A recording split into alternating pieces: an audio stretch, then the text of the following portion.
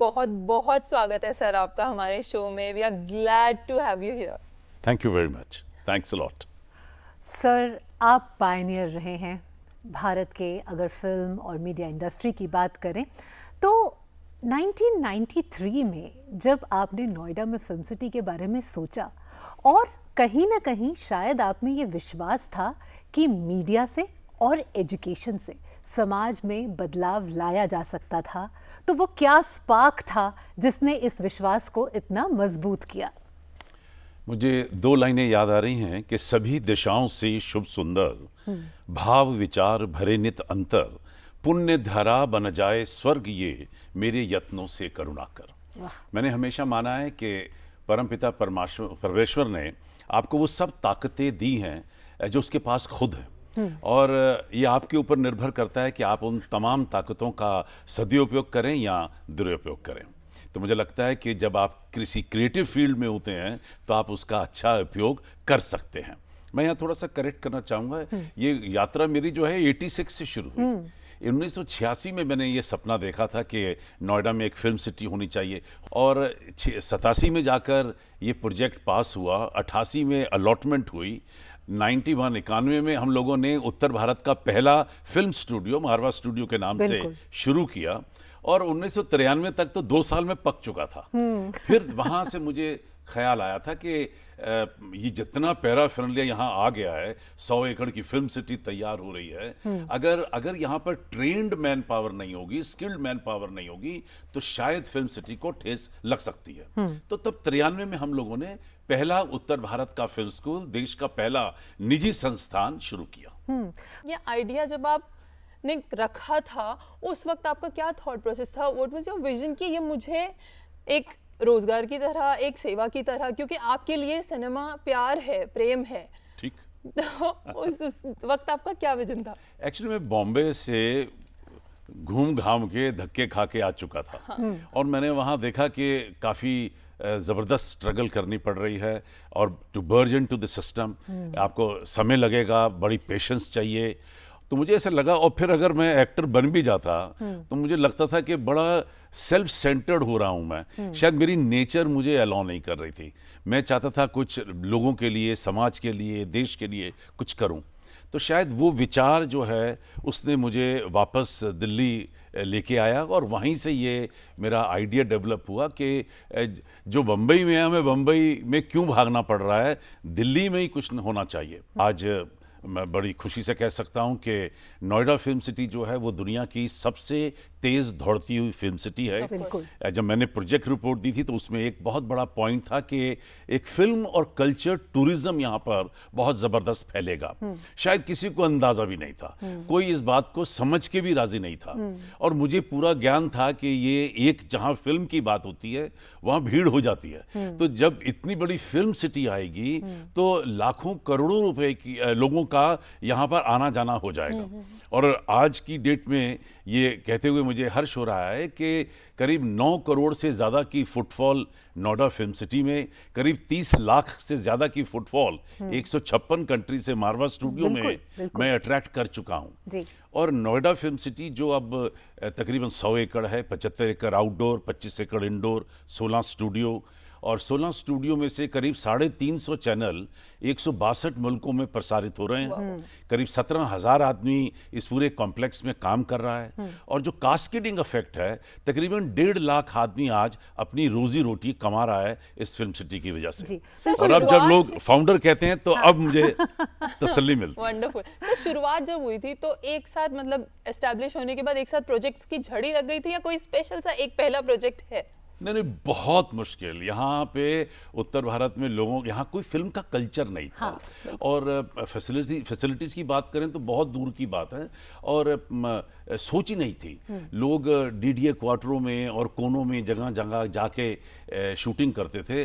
दूरदर्शन ही एक ऐसा सेटअप था जो पूरा थॉरो प्रोफेशनल, जहाँ मैं खुद भी कई बार प्रोग्राम दे चुका था। इससे ज़्यादा कुछ नहीं था। मुझे अच्छी तरह याद है, खाली हाथ एक सीरियल था खालिद सुल्तान जी का, मैं भूल नहीं सकता क्योंकि वो सबसे पहला सीरियल था जो हम लोगों ने मारवा स्टूडियो में तैयार किया था। और बाद में खुशी इस बात की कि वो भी कई दफ़ा चला दूरदर्शन के ऊपर, क्योंकि लिमिटेड प्रोग्राम्स बनते थे उन दिनों में। तो उसके बाद फिर हम there is no looking back.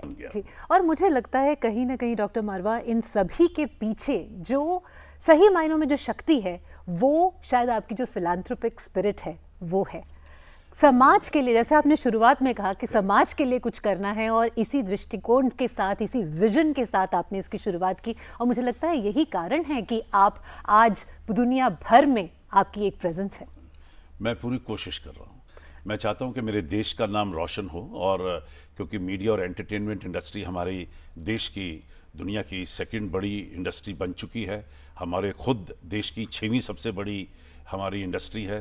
तो मैं चाहता हूँ कि हमारे देश का नाम रोशन हो, हम लोग आगे बढ़ें, और मीडिया और एंटरटेनमेंट के क्षेत्र में लोग आगे बढ़ें, क्योंकि इतने कलाकार हैं हमारे देश में, इतने लोग हैं जो इस पूरे इंडस्ट्री के साथ जुड़ना चाहते हैं। उन्हें कहीं ना कहीं सहारा की ज़रूरत होती है, ट्रेनिंग की ज़रूरत होती है, उन्हें पुश की ज़रूरत होती है। मैं खुद सफ़र कर चुका हूँ। जब आप ट्रेनिंग की बात करते हैं तो क्या जब आपने AAFT की स्थापना की तो इसके पीछे भी यही एक मकसद था कि जो लोग, और क्योंकि खास बात ये भी है कि AAFT भी एक सब्सिडाइज्ड मॉडल पर काम करता है, और जो लोग शायद जिनके पास कैपिटल नहीं है और शायद जिन लोगों के कनेक्शंस भी नहीं हैं, उन लोगों को भी इस धारा के साथ जोड़ने में एक बहुत बड़ा हाथ रहा है आपका और AAFT का। नहीं, बिल्कुल आपने ठीक कहा। हमारे यहाँ 16 डिवीज़न हैं और उसमें करीब 90 कोर्सेज हैं, और सभी कोर्सेज जो हैं वो बिल्कुल सब्सिडाइज फी पे चल रहे हैं। और शायद यही वजह रही कि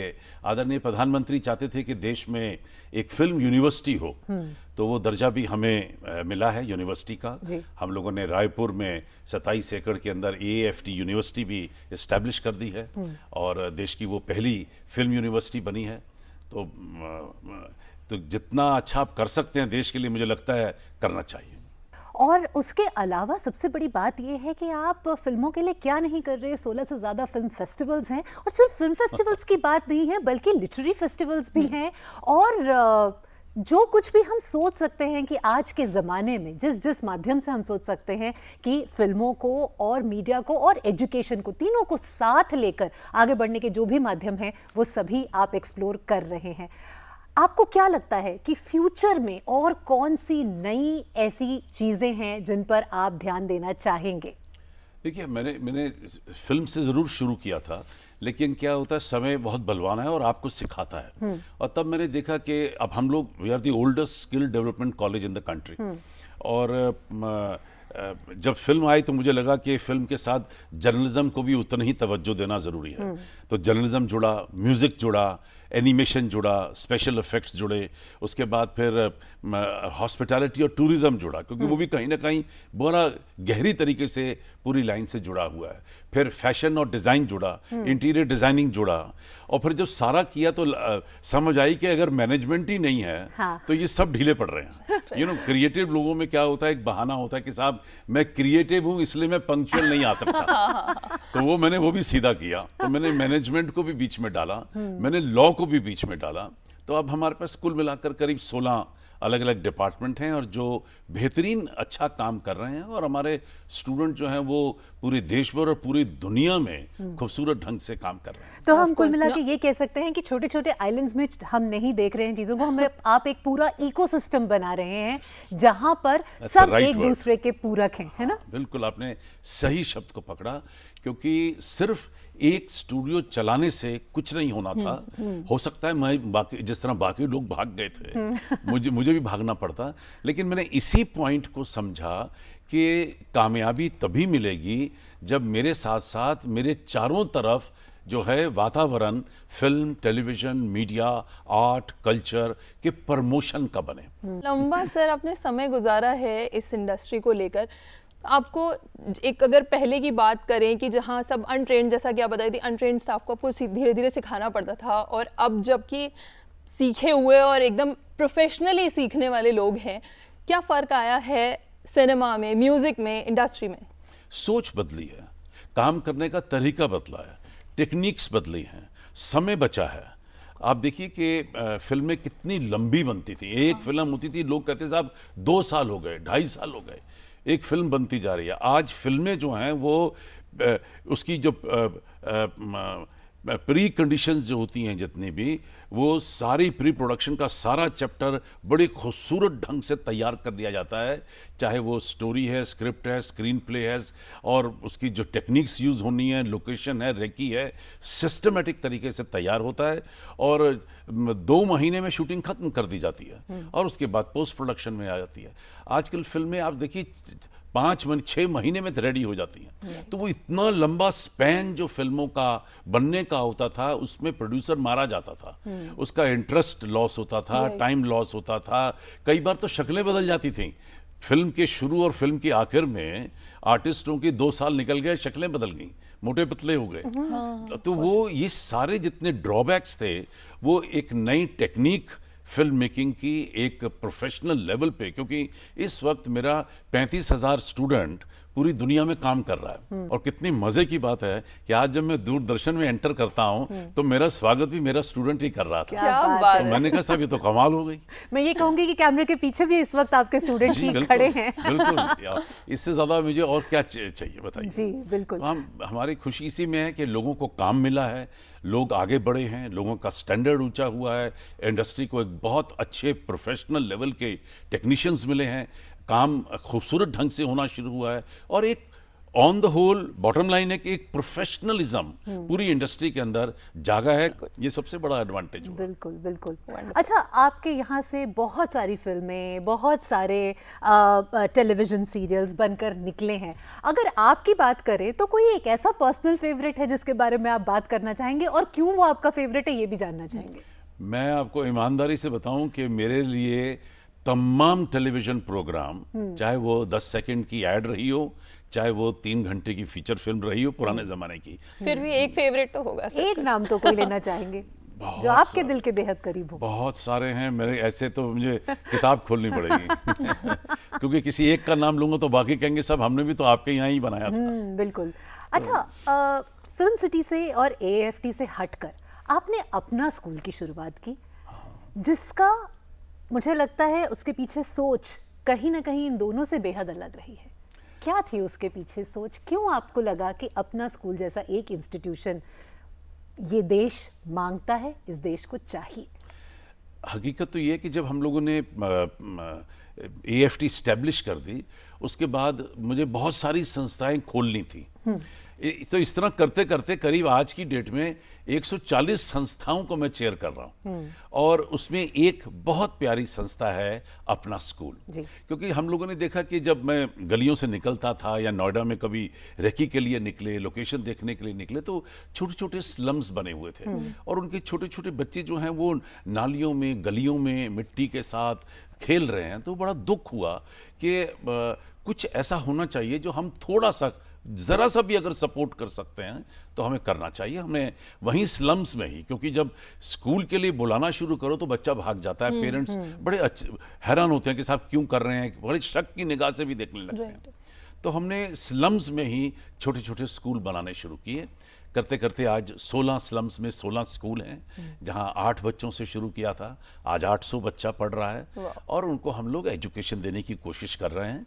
क्योंकि मुझे लगता है ये भी हमारा ही धर्म था, एक एजुकेशनल इंस्टीट्यूशन हम चला रहे हैं, तो हमें ये देखना चाहिए था कि जो बच्चे बिल्कुल अनप्रिविलेज्ड हैं उन्हें थोड़ा सा सहारा मिले। और फिर उसके साथ अच्छा हुआ कि जब बच्चे 2-3 साल पढ़ लेते हैं तो हमने कुछ सरकारी स्कूलों के साथ तय किया कि आप इन बच्चों को अपने स्कूलों में ले लेंगे, और वो भी एक अच्छा स्टेप हो गया कि कि जो बच्चे थोड़े से समझदार हो जाते हैं, पढ़ लेते हैं, आना शुरू कर देते हैं, तो वो सरकारी स्कूल जो नोएडा में हैं आसपास, वो उन बच्चों को ले लेते हैं। तो मुझे ऐसा लगता है कि कम से कम इन बच्चों की ज़िंदगी जो है वो सफल हो जाएगी। आप गवर्नमेंट बॉडीज़ जैसे हम BIS की बात करें या फिर AICTE की बात करें, उन में भी आप सहायक हैं जब पॉलिसी बिल्डिंग की बात होती है। तो जब आप वहाँ पॉलिसी बिल्डिंग करते हैं तो जो ऑन ग्राउंड आप काम कर रहे हैं उसमें, और जो ऑन ग्राउंड आपने काम किया है पॉलिसी बिल्डिंग में, ये दोनों एक दूसरे के किस तरह से सहायक बनते हैं? मुझे लगता है शायद भारत सरकार ने कहीं ना कहीं हमारे काम को देखा होगा। बिल्कुल देखा, सराहा और मान्यता भी दी। मुझे बड़ी खुशी है कि मैं नेशनल चेयरमैन हूँ BIS ministry of consumer affair में, और मीडिया और एंटरटेनमेंट कमेटी को चेयर कर रहा हूँ नेशनल लेवल के ऊपर। मैं मीडिया और एंटरटेनमेंट स्किल काउंसिल का को चेयरमैन हूँ और मिनिस्ट्री ऑफ स्किल डेवलपमेंट में। फिर मैं कमिश्नर इंटरनेशनल हूँ ministry of youth and sports में, स्काउट्स एंड गाइड देख रहा हूँ। और all India council for technical education में मैं applied arts for arts and craft उसकी बोर्ड पर हूँ। आइडिया ये है कि हो सकता है पॉलिसीज़ बनती हैं, बहुत बड़े बड़े लोग अपनी विचारधारा देते हैं, सोच देते हैं, लेकिन जब तक ये तमाम पॉलिसी के अंदर प्रैक्टिकल पॉइंट ऑफ व्यू जो प्रॉब्लम्स हम लोग फेस करके आगे बढ़े हैं, अगर वो इंडक्ट करके उसको रेक्टिफाई करने का अगर उसमें साधन नहीं होगा तो बड़ी से बड़ी पॉलिसी भी वीक पड़ जाती है। और शायद यही मेरा छोटा सा कंट्रीब्यूशन है कि मैं बहुत दफ़ा मैं काटता हूँ बातों को बुरा भी बनता हूँ, लेकिन मैं उस मामले में ज़िद्दी हूँ कि भाई ये जो आपने लिखा है ये यहाँ गलत हो रहा है, क्योंकि ये जैसे ही फ्लोर पर इस चीज़ को लेके आएंगे कहीं ना कहीं गलतियाँ होंगी और लोग शायद इससे एडजस्ट नहीं कर पाएंगे। तो जो प्रैक्टिकल पॉइंट ऑफ व्यू है पूरी मीडिया और एंटरटेनमेंट इंडस्ट्री का, एजुकेशन का, मीडिया और एंटरटेनमेंट एजुकेशन का, वो जो पूरा एक्सपीरियंस है वो मैं बांटने की कोशिश करता हूँ। और मुझे खुशी है कि सभी मंत्रालयों से मुझे फिर से एक बार एक्सटेंशन मिल गई। जी, आप डॉक्टर मारवाहा का जो काम है ना, वो डॉक्टर मारवाहा से अलग नहीं है, लेकिन आपके बारे में कुछ चीज़ें हमने ऐसी रिसर्च की हैं जो शायद आपके प्रोफाइल पर सामने सामने नहीं दिखती हैं। जैसे कि एक बात मैं यहाँ दर्शकों के साथ शेयर करना चाहूँगी कि क्रोशेटेड स्कार्फ में गिनेस रिकॉर्ड बनाना, उसके अलावा 900 एथलीट्स जो कि क्वीन बेटन रिले के लिए चयनित किए गए थे, उनमें से आप एक थे। तो किस तरह से इतने डाइवर्स इंटरेस्ट डॉक्टर मारवाहा आप डेवलप कर लेते हैं? नहीं, शुरू से मैं स्पोर्ट्स पे तो इंटरेस्टेड था ही। हमारा जो देश का सबसे बड़ा हायर एजुकेशन का जो स्पोर्ट्स इवेंट होता है वो हम एशियन बिजनेस स्कूल के अंतर्गत करते हैं। करीब 2000 एथलीट पूरे इंडिया से आता है और 3-4 दिन का पूरा स्पोर्ट्स इवेंट होता है। 5-7 हज़ार आदमी की ऑडियंस होती है, करीब 9-10 गेम्स में कंपटीशन होता है, वो एक अलग चीज़ है। लेकिन ये मेरा वर्ल्ड रिकॉर्ड बना क्वींस बैटन के टाइम पे 2010 में जब दिल्ली में कॉमनवेल्थ का गेम्स हुई, तो हमें ये सौभाग्य प्राप्त हुआ कि 2 लोगों को ठेका मिला। हाँ। एक दूरदर्शन को अपने 32 चैनल के लिए, और बाकी 32 चैनल छोड़ के पूरी दुनिया का जो कॉन्ट्रैक्ट था वो मारवा स्टूडियो को मिला। हम लोगों ने वाघा बॉर्डर से लेकर और नेहरू स्टेडियम तक 28 प्रदेश, 5 union territory, 300 event, 900 city cover करते हुए 1000 घंटे की film, 10,000 photograph, 102 radio programme, 102 short फिल्में 102 दिन में बनाई और अपने लिए एक अंतर्राष्ट्रीय रिकॉर्ड कायम किया। जो ओपनिंग फिल्म थी नेहरू स्टेडियम में, अगर गोंग पे अगर आपको याद हो, वो भी हम लोगों ने तैयार की थी ओपनिंग फिल्म, जिसे राष्ट्रपति ने ओपन किया था। और 900 लोग सेलेक्ट हुए थे बैटन के साथ भागने के लिए, ये पूरे 20,000 किलोमीटर में। और जयपुर से दिल्ली तक का जो रास्ता था उसमें मैं भी एथलीट था और हम लोग भागे थे। तो हमारे करीब 75 स्टूडेंट उसमें 75 फॉरेन कंपनी को असिस्ट कर रहे थे। तो इतना जो क्वांटम ऑफ बिजनेस था, ये आज तक किसी film, TV, media, art, culture organisation ने दुनिया में नहीं किया था। तो शायद यही वजह थी कि हमारा एक अंतर्राष्ट्रीय रिकॉर्ड बना। और मैं अब बहुत सारी स्पोर्ट्स संस्थाओं के साथ जुड़ा हुआ हूँ। अच्छा, फिटनेस का राज जान लेते हैं। हाँ, एक्चुअली ये आप इतने फिट हैं एकदम सर, आपका aura is wonderful. Thank you very much. तो कैसे? कि हेल्थ इज़ वेल्थ, I- और मैं तो इतना जानता हूँ कि healthy citizen makes healthy country. ये पुरानी कहावत है कि अगर देशवासी अगर हृष्ट और पुष्ट है तो देश भी उतना ही चुस्त और हृष्ट पुष्ट होगा। सुबह उठिए, सैर करिए, थोड़ी सी वर्जिश करिए, अपना ध्यान रखिए, सर, वो खाने तो के हम- टाइम सोच के सर खाइए। हम सब कर रहे हैं वो, लेकिन I think this is in your genes, क्योंकि आपकी फैमिली में भी देखें तो अनिल सर को देखें, आपको देखें, you guys are very handsome, I swear. Thank you very much. And fit, of course. ये क्रेडिट तो मैं अपने माँ बाप को दे एंड सकता फॉरएवर यंग आई गेस। हूँ। Thank you very much. आपके स्टूडेंट्स, आई एम श्योर इतने सारे स्टूडेंट्स हैं, भारत की मीडिया इंडस्ट्री की बात करें, बाहर बात करें, आपके स्टूडेंट्स हर जगह हैं। तो जब आप अपने स्टूडेंट्स को एड्रेस करते हैं, वो पॉलिश्ड वाला वर्जन नहीं जो कॉन्वोकेशंस में बोला जाता है, लेकिन कोई एक ऐसी बात जो आप दिल से मानते हैं और अपने स्टूडेंट्स को समझाना आपको लगता है कि ये धर्म है मेरा, मुझे ये जो मंत्र है अपने हर एक स्टूडेंट को देना ही है, वो कौन सा मंत्र होता है डॉक्टर मारवा? देखिए जी, मैं तो हमेशा बोलता हूँ कि रास्तों की दिलकशी अपनी जगह, चलने वालों की भी मर्जी चाहिए। यूं तो महफिल में हम पढ़ते रहे, सुनने वालों की भी मर्जी चाहिए। क्या बात है। और लाख आंसू इश्क भी रोए तो क्या, आसमानों की भी मर्जी चाहिए। क्या तीन बहुत इंपॉर्टेंट चीज़ें हैं जो मैं बार बार ज़रूर दोहराता हूँ कि आप कितने भी विलिंगनेस है आपके पास, कितना भी शौक है किसी चीज़ को करने का, लेकिन अगर if it is not backed and supported by ability, you can never win the game. And ability comes from confidence, confidence comes from education and training. तो इसका मतलब बार बार मैं हर शख्स को ये कहना चाहता हूँ कि पढ़ाई करिए, अच्छा पढ़िए, अच्छे इंस्टीट्यूशन में जाके पढ़िए। जब तक हम, चाहे प्रिंट है, रेडियो है, टेलीविज़न है, सिनेमा है, न्यू मीडिया है, या कोई भी क्रिएटिव आर्ट है, वो तब तक सफल नहीं है जब तक कि आप ऑडियंस की रिसर्च नहीं कर लेते। तो रिसर्च पे मैंने हमेशा बहुत तवज्जो दिया है, जैसे आपने आज ज़बरदस्त रिसर्च कर रखी है और तो उस पर आप डिटेलिंग करिए और जब डिटेल पढ़ लेंगे तो आपका अगला स्टेप जो है वो अपने आप ही बड़ा स्ट्रॉन्ग और बड़ा कॉन्फिडेंस के साथ आप आगे जाएंगे। तो मैं I have always emphasise on these things. और तीसरी बात ये आ जाती है कि दो बहुत बड़ी चीज़ें हैं, ऊपर वाले का मैंने नाम लिया, दो ऊपर वाले, एक परमपिता परमेश्वर जिसके बगैर एक पत्ता भी नहीं हिलेगा, और दूसरा सरकारी नियम, रूल्स, रेगुलेशन, जो पैरेलल लाइन है उसके अंतर्गत चलना बहुत ज़रूरी है कि जो हमारे क्या प्रोसीजर्स हैं, मेथड्स हैं, हमारा लॉ क्या कहता है, हमारा सिस्टम क्या है, इस्टेब्लिशमेंट की रिस्पेक्ट करते हुए, देश की रिस्पेक्ट करते हुए आपको उस पैरेलल लाइन में चल रहा है, कामयाबी श्योर है। तो ये तीन बातें हैं जिनके जो मैं हर स्टूडेंट के साथ एक धागे के साथ बांध के देता हूँ कि आपको इन तीन चीज़ों का, इन तीन नियमों का पालन करना है अगर आपने सक्सेसफुल होना है।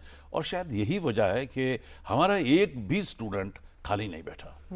अगर उसने किसी वजह से लाइन भी बदल ली, हालात हैं, हालात आपको बदलाव लेके आ सकते हैं, लेकिन वो जिस भी लाइन में गया वो वहाँ भी कामयाब हुआ है, ये सबसे बड़ी बात है। बट सर ऑनेस्टली सारे के सारे क्रिएटिव लोगों की तरफ से, सारे जो एक्टर्स है जिनकी इच्छा है कि वो कुछ बने, मैं एक्टर हूँ इसलिए मैंने सिर्फ एक्टर बोला, जो म्यूजिक, मीडिया, कुछ भी परस्यू करना चाहते हैं, उन सबको ये जो रास्ता आपने दिया कि उन्हें कहीं मूव नहीं होना है, वो घर से, दिल्ली से, नोएडा से, गुड़गांव से परस्यू कर सकते हैं अपना पैशन, उसके लिए थैंक यू, इन सब की तरफ से थैंक यू, क्योंकि ये बहुत ज़रूरी था यहाँ होना कि जहाँ हम घर में बैठ के ही सीख पाएँ, अपना पैशन परस्यू कर पाएँ। और सच बताऊं तो ये हमारे लिए भी बहुत बड़ा सौभाग्य है कि आज डीडी मॉर्निंग शो पर आप हमारे साथ यहाँ पर हैं और आपने अपनी लाइफ, अपनी जर्नी की इतनी सारी बातें हमारे साथ शेयर की। और सबसे बड़ी बात ये है कि आपने जो कुछ कहा, हर एक शब्द आज हमारे लिए, हमारे सुनने वालों के लिए, देखने वालों के लिए एक इंस्पिरेशन रहा है। Thank you so much for joining us. Thanks a lot for calling. Thank you.